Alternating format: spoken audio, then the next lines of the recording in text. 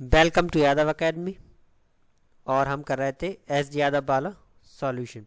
तो S D Yadav की किताब हम पूरी की पूरी सॉल्व करेंगे। और जो चैप्टर अभी हम सॉल्व कर रहे हैं वो है हमारा साधारण ब्याज। तो साधारण ब्याज वाला चैप्टर अभी हम सॉल्व कर रहे हैं। इस साधारण वाले ब्याज के चैप्टर के 59 तक क्वेश्चंस कर लिए थे, तो 59 के बाद वाले क्वेश्चंस हम इस वाले वीडियो में करेंगे। और जो किताब है वो है 2019 का एडिशन। तो 2019 के एडिशन के हम क्वेश्चन सॉल्व कर रहे हैं। और इससे पहले साधारण ब्याज से पहले के चैप्टर हम सॉल्व कर चुके हैं। तो आप क्वेश्चन शुरू करते हैं।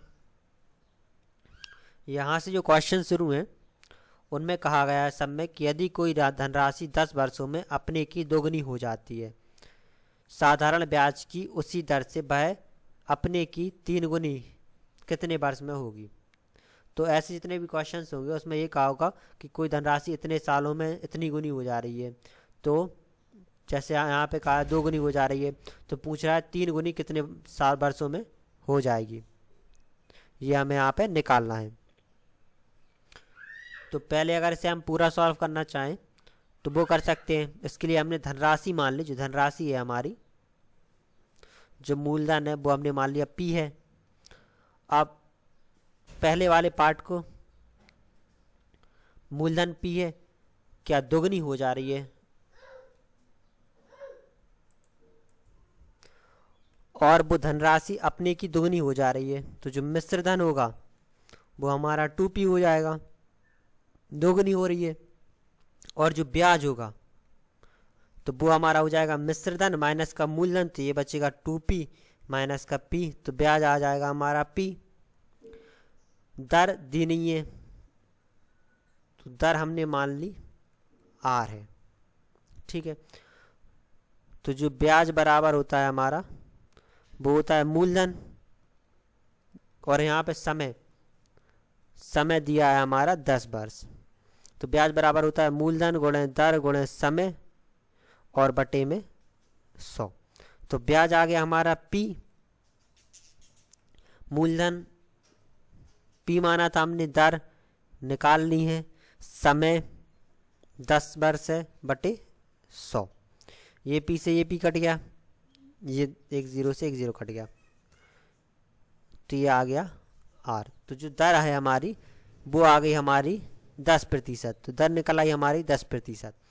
अब आगे वो कह रहा है कि साधारण ब्याज की उसी दर पर, यानी कि दर यही रहेगी, दर वही है हमारी, उसी दर पर वह अपने से 3 गुनी हो जाती है। तो राशि भी कितनी उतनी है, जो मूलधन है इसमें भी वही है, P ही रहेगा। अपने की हो रही है वो 3 गुनी, जब 3 गुनी हो रही है तो मिश्र धन हो जाएगा 3P, और जो ब्याज है वो हमारा हो जाएगा 3P माइनस का P, तो ये आ जाएगा 2P। ये आ गया ब्याज। अब वो कह रहा है कितने वर्षों में, तो हमें टाइम निकालना है, समय हमें निकालना है। तो समय मान लिया हमने T। अब ब्याज बराबर होता है हमारा मूलधन गुणे दर गुणे समय बटे 100। तो मूलधन है हमारा P,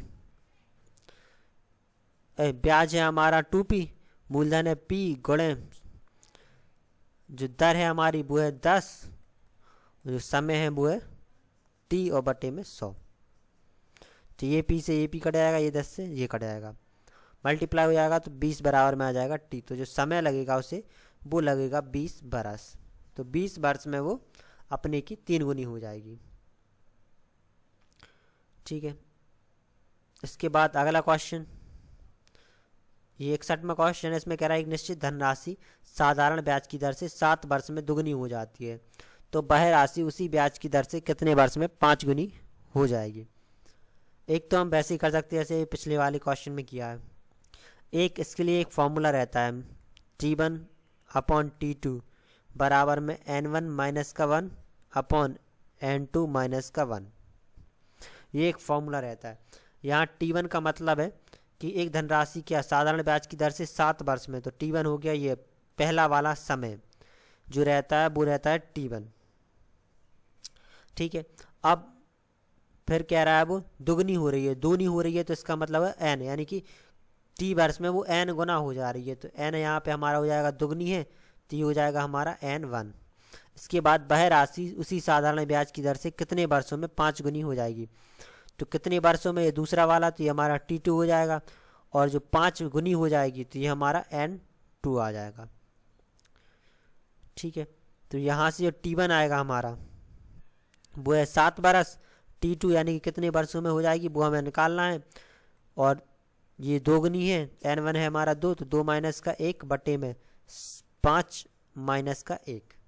सॉल्व कर लेंगे इसे, तो ये 7 बटे T2 बराबर में हो जाएगा 1/4। क्रॉस मल्टीप्लाई कर देंगे तो ये हो जाएगा 28 बराबर T2। तो जो दूसरा समय लगेगा उसे 5 गुना होने में वो लगेगा 28 बरस। अब एक धनराशि 7 वर्ष के सरल ब्याज से 2 गुनी हो रही है, तो इसमें भी वही वाला फॉर्मूला यूज कर सकते हैं, T1/T2 बराबर में N1 माइनस का 1 और N2 माइनस का 1। तो कोई धनराशि 7 वर्ष में, कितने 7 वर्ष में हो रही है, तो ये हो जाएगा हमारा T1। सरल ब्याज से 2 गुनी हो रही है, तो ये हो जाएगा हमारा N2। इसके बाद वह राशि कितने वर्षों में 4 गुनी हो जाएगी।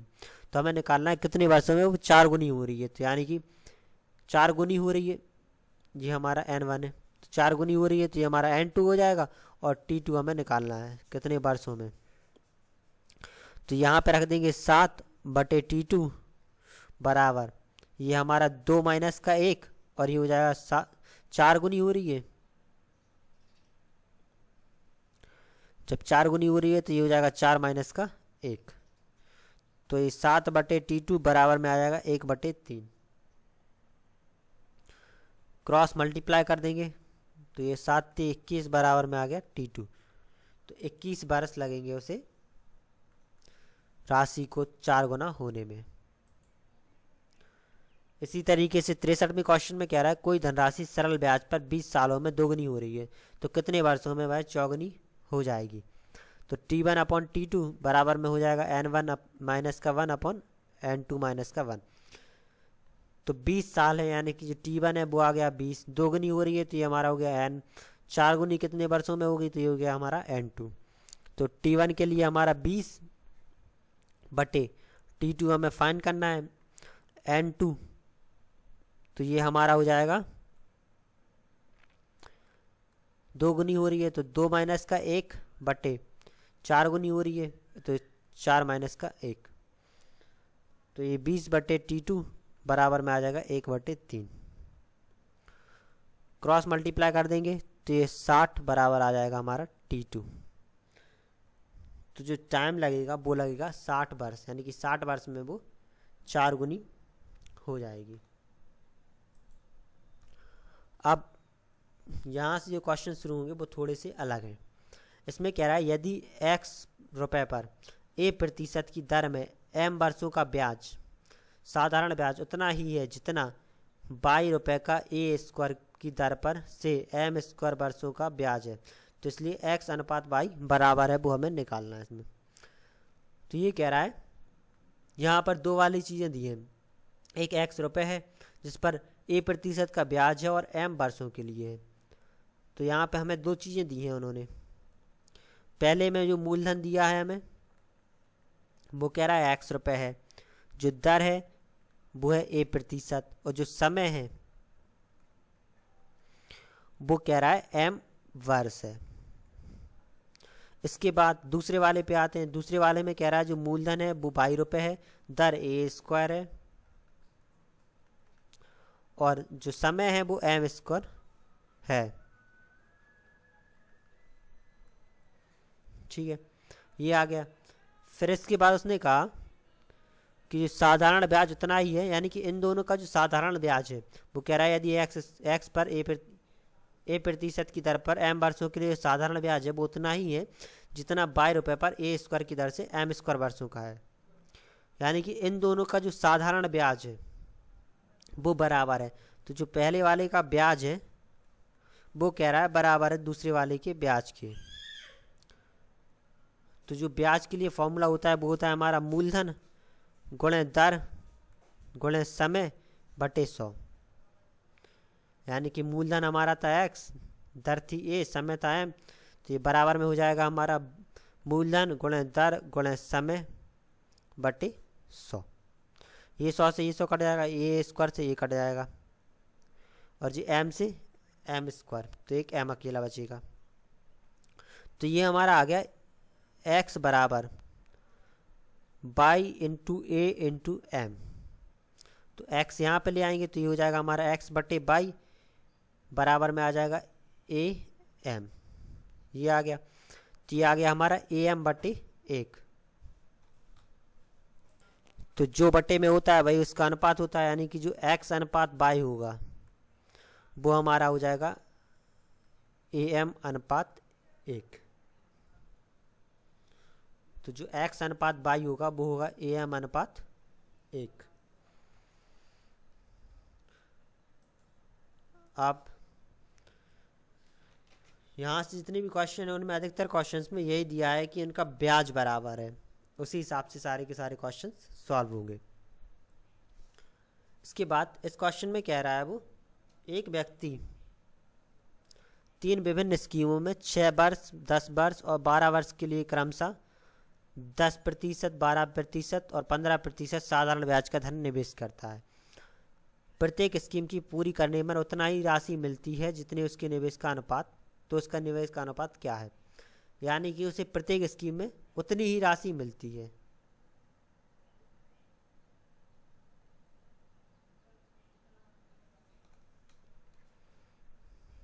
तो इसमें भी उसके जितने तीनों का जो ब्याज होगा वो ब्याज तीनों में बराबर होगा।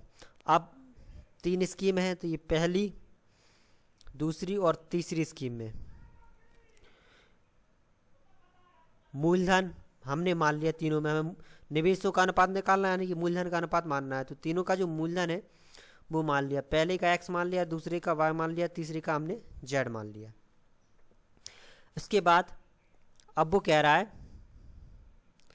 कि तीनों स्कीमों में 6 वर्ष के लिए, 10 वर्ष के लिए और 12 वर्ष के लिए, तो जो समय है वो पहले का है 6 वर्ष, दूसरे का है 10 वर्ष और तीसरे का है 12 वर्ष। इसके बाद जो साधारण ब्याज 10%, 12% और 15% है, तो जो दर है वो है हमारी 10%, 12% और 15%। ये समय था ईयर्स में, ये आ गया। तो अब हमें निकालना है उनका निवेशों का अनुपात। तो जो पहली स्कीम का ब्याज है वो बराबर है हमारा दूसरी स्कीम के, और ये बराबर है हमारा तीसरी स्कीम के, यानी कि तीनों के जो ब्याज है वो बराबर है, सबके ब्याज एक दूसरे के बराबर है। तो ब्याज होता है हमारा मूलधन, तो मूलधन पहले का x, मूलधन गुणे दर, दर है हमारी 10 गुणे समय, समय हमारा 6 बटे में हो जाएगा 100। इसी तरीके से दूसरे वाले का मूलधन है हमारा 22, दर है 12, समय है 10 बटे 100। तीसरे वाले के लिए मूलधन है हमारा z, दर है 15, समय है 12 बटे 100। तो ये तीनों बराबर हैं। अब इन्हें एक दूसरे से काट लेंगे तो ये 100 कट जाएगा। इसमें सिर्फ वही चीज़ काटेंगे आपस में जो तीनों में कटे, तीनों में कॉमन हो। तो इसमें 100, इसमें 100, इसमें 100, तो ये तीनों 100 कट जाएंगे। अब 5 से ये कट जाएगा, 2 बार में 5 से ये कट जाएगा, 2 बार में 5 से ये कटेगा, 3 बार में। जो कुछ भी काटेंगे वो तीनों में कटना चाहिए। इसके बाद ये 2 से कट जाएगा, ये 2 से कट जाएगा, और ये हमारा कट जाएगा 2 से 6 बार में, ठीक है। और 6 से ये कट जाएगा, 6 से ये 2 बार में कट जाएगा, 6 से ये कट जाएगा। तो हमारे पास बचा x बराबर में है 2y और बराबर में है 3z। ये तो आगे हमारे बराबर में। अब हमें निकालना है इनका अनुपात। तो अनुपात निकालने के लिए जो भी बराबर में रहते वो हमेशा इनके जो भी बटे में होगा वही इनका अनुपात होता है। तो इन्हें बटे में चेंज करने के लिए जितने भी ये फैक्टर हैं इनके, इन सब का एलसीएम ले लेंगे। तो एलसीएम आएगा इसका 6। तो इस पूरी संख्या में हम 6 से भाग दे देंगे, तो तीनों में हम 6 से भाग दे देंगे। तो ये तो 6 ही रहेगा, ये हमारा 3 हो जाएगा और ये हमारा हो जाएगा 2। तो इन तीनों के अब जो अनुपात होंगे x अनुपात y अनुपात z, वो इनके बटे की संख्या होगी। यानी कि x का अनुपात होगा 6, y के लिए होगा 3 और जेड के लिए होगा हमारा 2। तो इन तीनों का जो अनुपात आएगा वो निवेशों का अनुपात वो हो जाएगा 6:3:2। अब 66वें क्वेश्चन में कहा है 1200 की धनराशि 2 भागों में इस प्रकार बांटा कि पहले भाग का 3 वर्षों का 12% वार्षिक ब्याज की दर से साधारण ब्याज, दूसरे भाग के 4/1/2 वर्षों के 16% वार्षिक ब्याज की दर से साधारण ब्याज बराबर है। तो पहले भाग और दूसरे भाग का अनुपात ज्ञात करना है।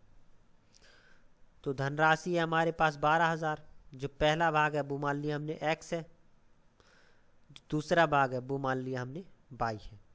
ये हो गया। तो ये दोनों तो आ गए मूलधन।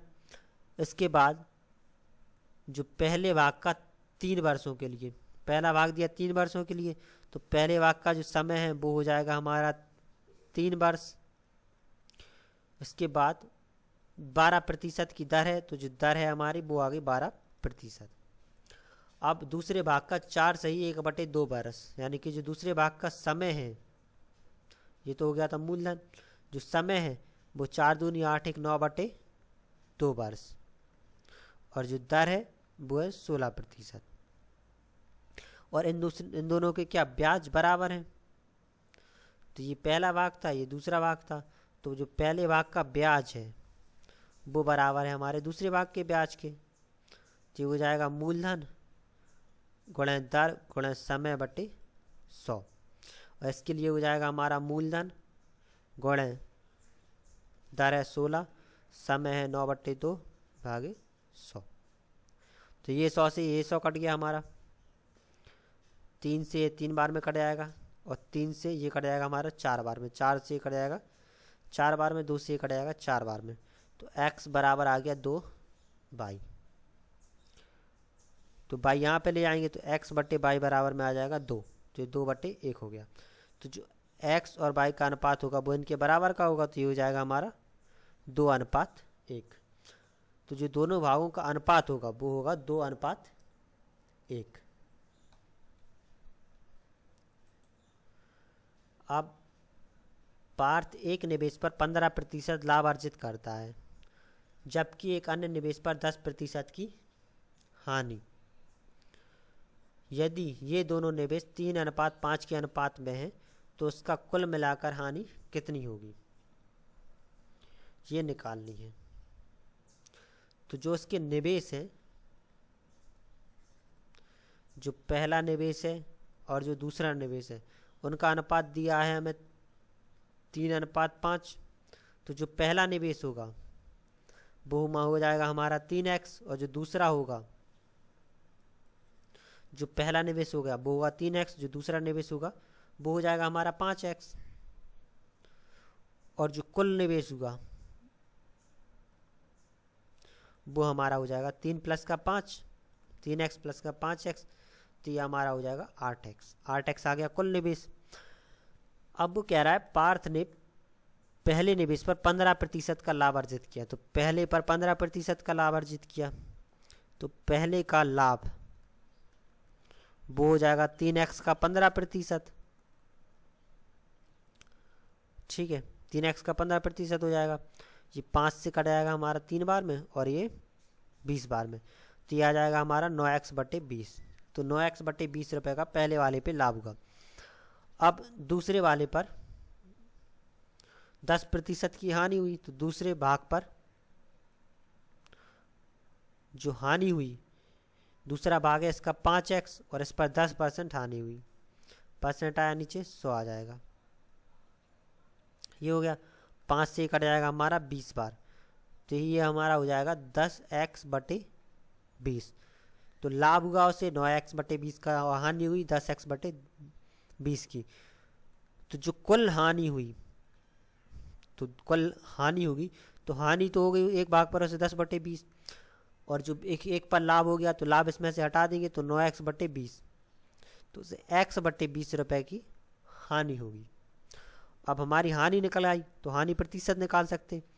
हानि प्रतिशत के लिए हानि, तो हानि हो गई x/20 गुणे 100 बटे बटे में आ जाएगा हमारा कुल लाभ, कुल कुल निवेश, तो कुल निवेश उसका था 8x, तो ये बटे में हो जाएगा 8x। 20 से हमारा कट जाएगा 5 बार में,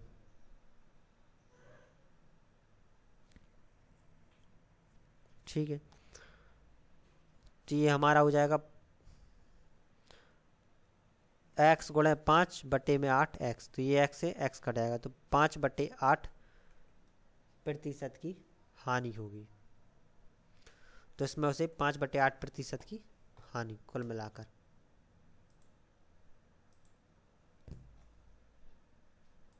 आप इस क्वेश्चन में कह रहा है x% की दर से 4000 का 3 वर्ष का साधारण ब्याज 12% वार्षिक ब्याज की दर से 5000 पर 2 वर्ष के साधारण ब्याज के बराबर है, तो x का मान निकालना है। तो जो 4000 रुपये का ब्याज होगा वो उसने कहा है बराबर है 5000 रुपये के ब्याज के, ठीक है। तो इसका ब्याज निकाल लेंगे, इसका ब्याज हो जाएगा 4000, मूलधन है, दर है x और समय है हमारा 3/100। दूसरे वाले के लिए मूलधन है हमारा 5000, दर है 12% और जो समय है वो है इसका 2 वर्ष, तो 2/100। ये 2 जीरो से ये 2 जीरो कट जाएंगे हमारे, इन 3 जीरो से ये 3 जीरो कट जाएंगे, 3 से ये 4 बार में कट जाएगा, 4 से 4 कट जाएगा, तो x बराबर आ गया 5, तो 5 और 2 का मल्टीप्लाई हो गया, तो ये आ जाएगा 10, तो ये आ जाएगा हमारा 10%। तो इसमें 10% x का मान आ जाएगा, तो जो दर थी वो 10% थी। इस सवाल में कह रहा है एक व्यक्ति के पास कुछ धनराशि है, उसने उस राशि का 20% एक वस्तु खरीदने में खर्च कर दिया और शेष का 5% परिवहन पर। इसके बाद 120 रुपये दान कर दिए। तदनुसार यदि उसके पास 1400 रुपये शेष बचे तो उसके द्वारा परिवहन पर किया गया खर्च कितना है वो निकालना है हमें। तो हमने माना जो उसके पास कुल धनराशि थी वो मान लिया हमने x रुपये थी, ठीक है। तो कुल जो धनराशि थी वो x रुपये थी उसके पास, तो उसने 20% एक वस्तु खरीदने में खर्च कर दिए। तो वस्तु खरीदने पर जो खर्च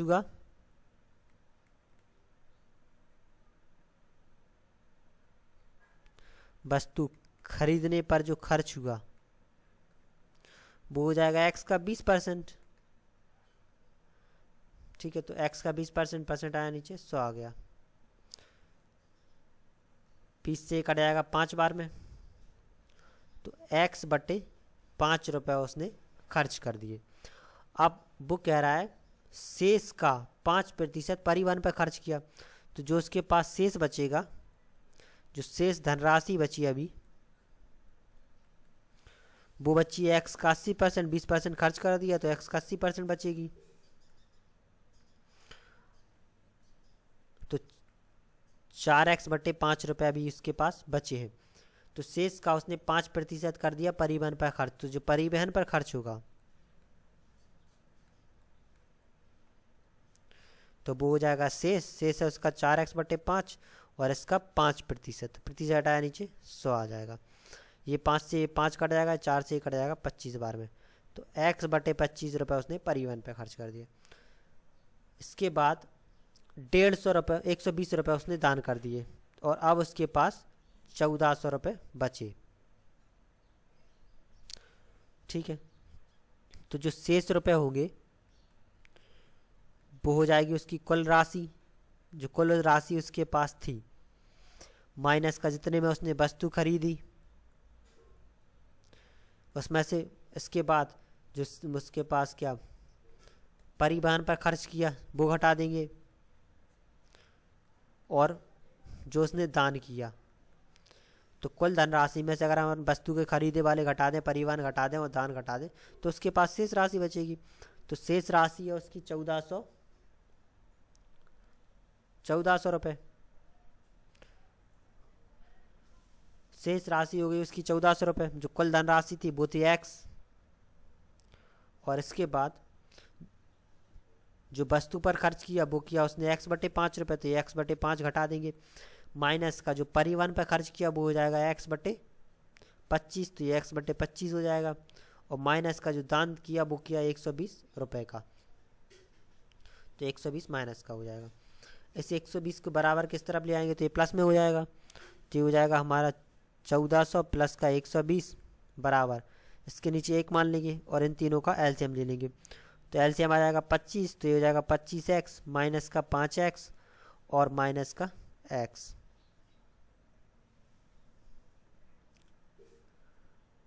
इन दोनों को जोड़ देंगे, तो ये जोड़ने पे हमारा आ जाएगा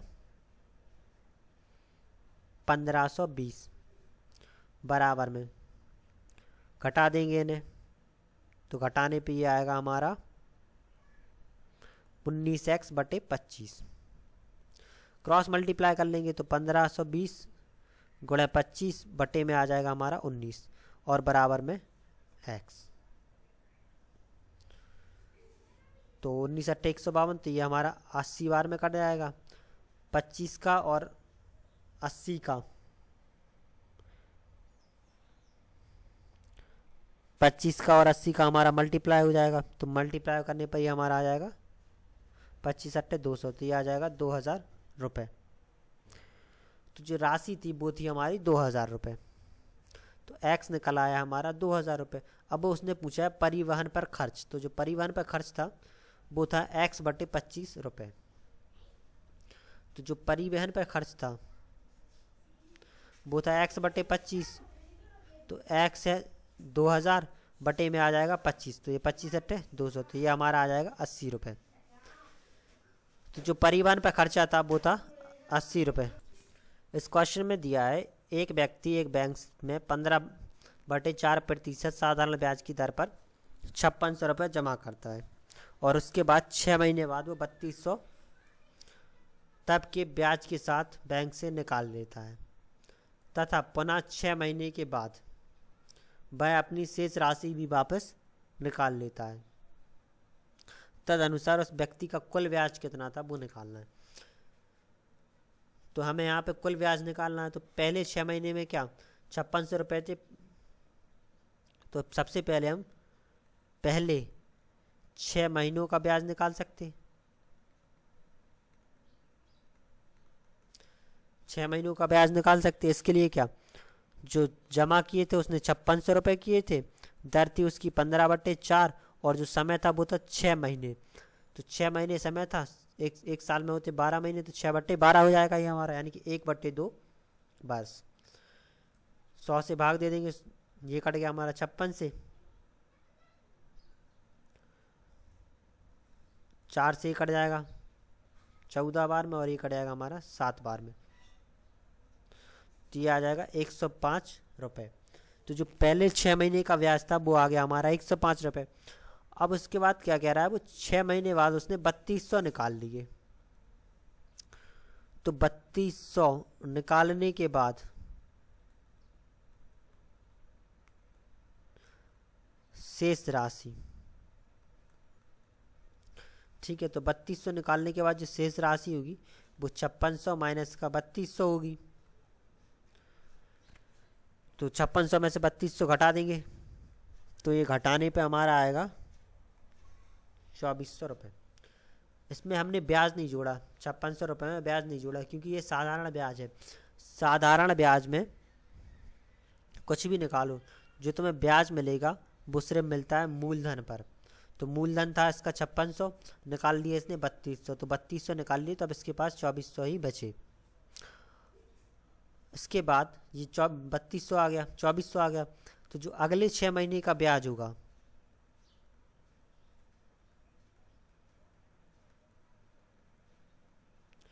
वो हमारा हो जाएगा 2400, दर है इसकी 15/4, समय है 6 महीने यानी कि 1/2/100। ये 2 0 से 2 0 कट जाएंगे, 4 से 6 बार में, ये 3 और ये 2 बार में, 1 बार में कटेगा, तो ये आ जाएगा हमारा 45 रुपये।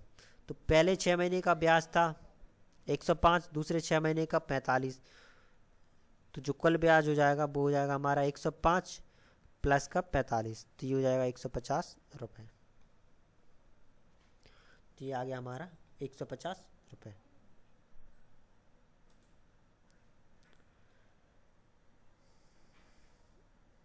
अब 71वें क्वेश्चन में कहा 26,000 की राशि 3 भागों में इस प्रकार विभाजित की जाए कि 2 वर्षों का पहले भाग का 4% साधारण ब्याज की दर से 6% दर का दूसरे भाग का ब्याज और 8% दर के तीसरे भाग का ब्याज एक समान हो। तो पहला भाग किसके बराबर है वो निकालना है। ठीक है, रुपए थे इसके पास 26,000, 3 भागों में बांट दिए।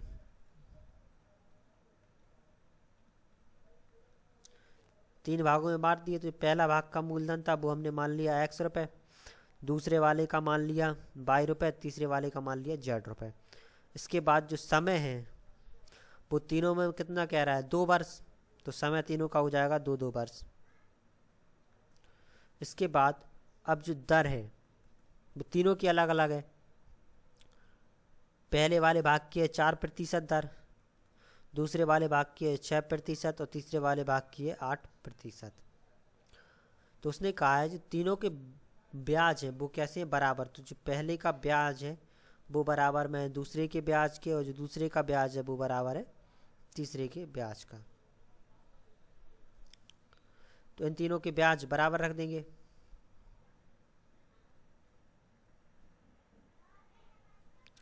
तो ब्याज बराबर रखेंगे तो पहले का हो जाएगा x गुणे 4 गुणे 2/100, दूसरे का मूलधन गुणे दर गुणे समय बटे 100, तीसरे का हो जाएगा मूलधन गुणे दर गुणे समय बटे 100।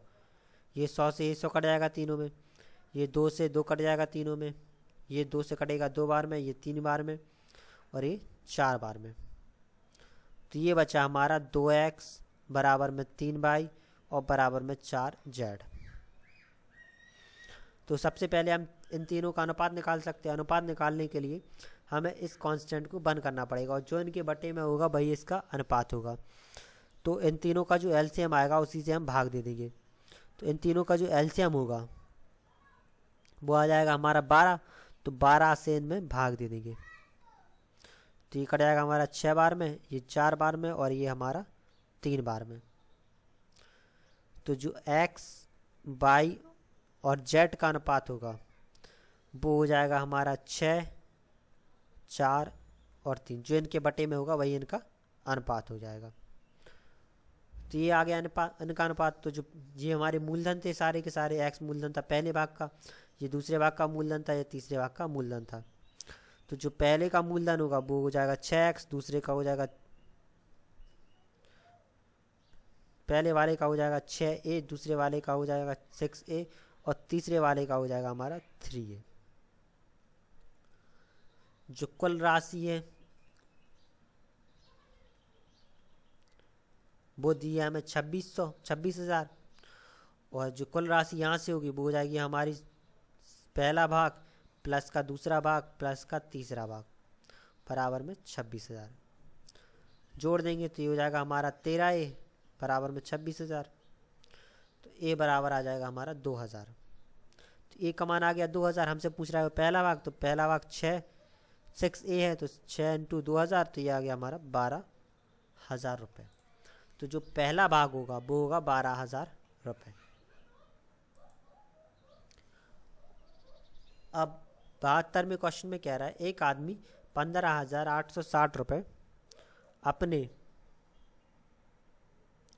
पुत्रों में ए बी सी के नाम पर इस प्रकार करता है कि क्रमशः 2, 3 और 4 वर्षों के बाद उन्हें बराबर राशि मिले। यदि साधारण ब्याज की दर 5% है तो ए बी सी के नाम पर निवेश की गई राशि का अनुपात ज्ञात करना है। तो हमें ए बी और सी तीनों की निवेश की गई राशि बतानी है। तो 3 पुत्र हैं ए बी सी। तो जो पहले वाले के लिए मूलधन है वो हमने मान लिया x है, दूसरे वाले के लिए y है और तीसरे वाले के लिए z है। अब जो दर है वो तीनों की कितनी 5% है, और जो समय है वो पहले वाले के लिए 2, दूसरे वाले के लिए 3 और तीसरे वाले के लिए 4 वर्ष है। ये दिया है हमें, और ये वो कह रहा है निवेश की गई राशि का अनुपात निकालना है। उन्हें बराबर राशि मिलेगी, यानी कि जो उनका ब्याज है, जो ए का ब्याज है वो बराबर में है बी के ब्याज का और बराबर है सी के ब्याज का। तो ए का ब्याज होगा वो हो जाएगा मूलधन गुणे दर गुणे समय बटे 100, और जो बी का ब्याज होगा वो होगा मूलधन 22 है, दर 5 है, समय 3 है बटे में 100। इसी तरीके से इसके लिए जेड 5 और 4 बटे 100। तो ये 100 से ये 100 तीनों में कट जाएंगे। इसके बाद ये 5 और ये 5 कट जाएगा, तो ये बचेगा हमारा 2x बराबर में 3y और बराबर में 4z। अब हमें अनुपात निकालना है, तो इनके एलसीएम से भाग दे देंगे, तो एलसीएम आएगा हमारा इन तीनों का 12, तो 12 से भाग दे देंगे। तो 12 से भाग देने पर ये हो जाएगा हमारा x बटे 6, ये 6 बार में, ये 4 बार में और ये हमारा 3 बार में। तो जो x, y और z का अनुपात होगा वो हो जाएगा 6:4:3। जो इनके बटे में रहता है वो ये इसका अनुपात आ जाता है।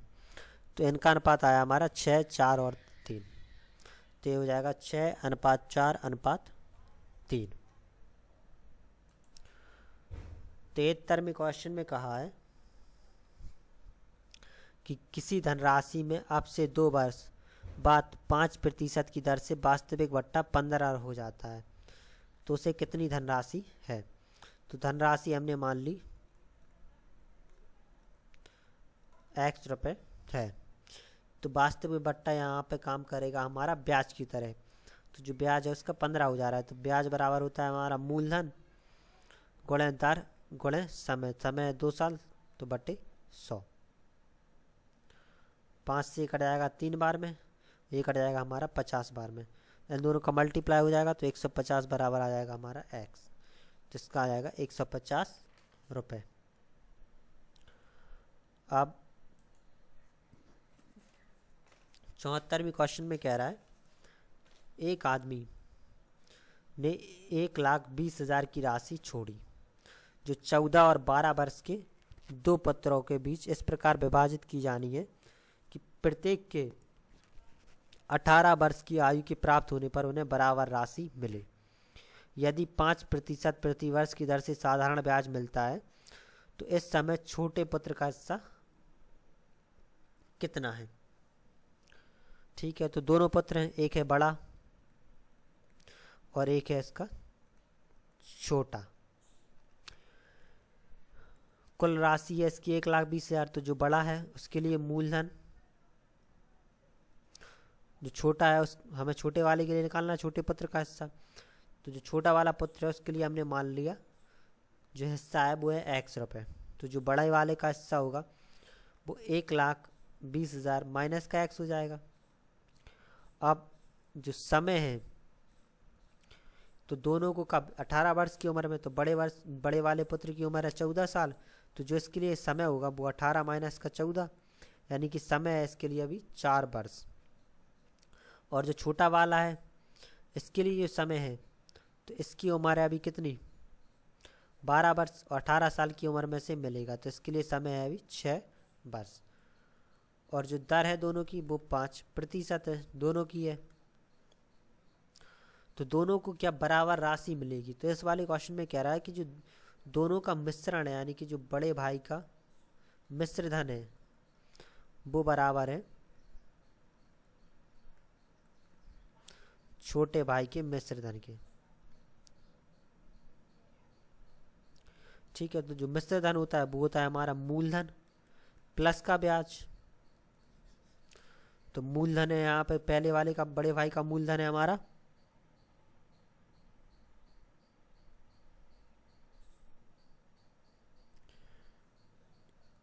1,20,000 माइनस का x, प्लस ब्याज, ब्याज हो जाएगा इसका 1,20,000 माइनस का x गुणे दर है 5, समय है 4/100।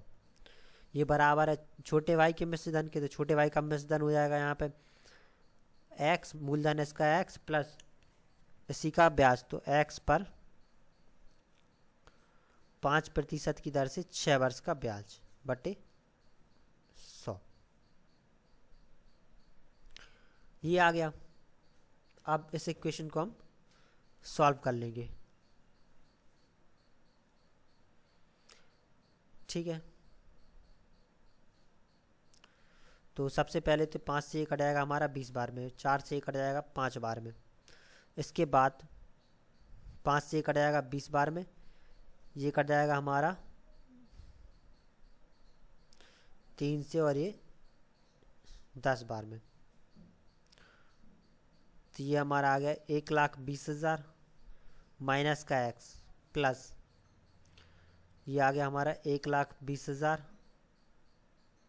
माइनस का x बटे 5।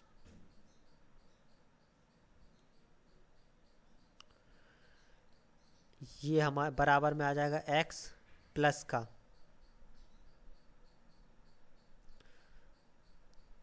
3x बटे 10। ये आ गया।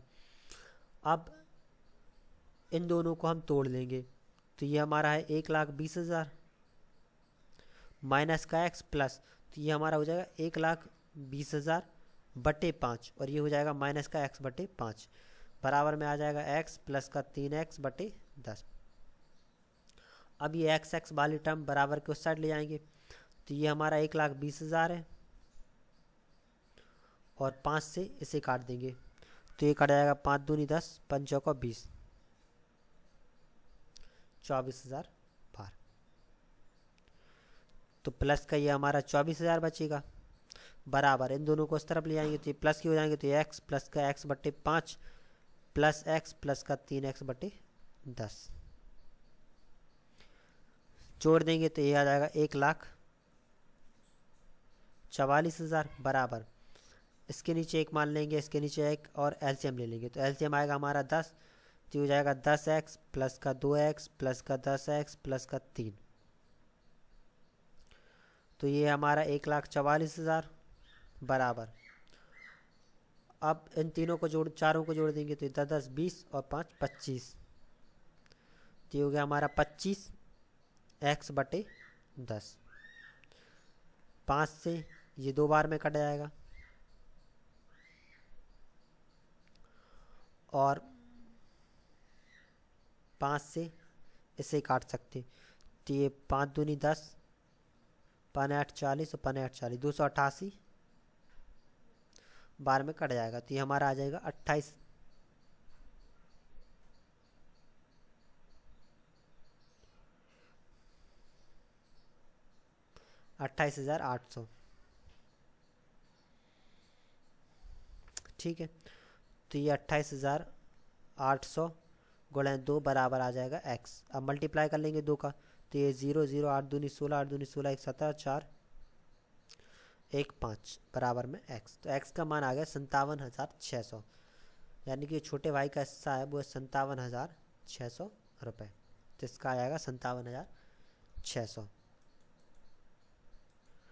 अब 75वें क्वेश्चन में कह रहा है कि राम 8% वर्ष की साधारण ब्याज की दर से कुछ राशि उधार लेता है और रहीम 5% की वार्षिक ब्याज की दर साधारण ब्याज की दर से 2,000 रुपये उधार लेता है। यदि 3 वर्ष के अंत में ब्याज बराबर हो तो राम द्वारा उधार ली गई राशि क्या है वो निकालनी है। तो जो राम द्वारा ली गई राशि है, जो राम की राशि है, जो उधार ली राशि है वो मान ली हमने x रुपये है। तो जो राम का ब्याज है वो बराबर है किसके, रहीम के ब्याज के। ये हमसे क्वेश्चन में कह रहा है। तो राम का ब्याज होगा मूलधन, तो मूलधन है उसका x गुणे दर, तो दर है 8% गुणे समय, तो दोनों का ब्याज 3 वर्ष के बाद बराबर हो रहा है, तो समय हो जाएगा यहाँ पे 3/100। रहीम के लिए जो मूलधन है वो 2000 रुपये है, दर 5% है, और जो समय है वो 3 वर्ष बटे 100। ये 100 से ये 100 कट जाएगा, ये 3 से ये 3 कट जाएगा, 8 से ये कट जाएगा हमारा, तो ये कट जाएगा हमारा 250 बार। तो x बराबर आ जाएगा, इन दोनों का मल्टीप्लाई कर लेंगे तो ये हो जाएगा हमारा 1250 रुपये। तो 1250 रुपये उसने उधार लिए थे। ये हमारा चैप्टर था साधारण ब्याज 12, पूरा का पूरा सॉल्व हो गया है। अब अगली वीडियो से एक नया चैप्टर शुरू करेंगे। Thank you.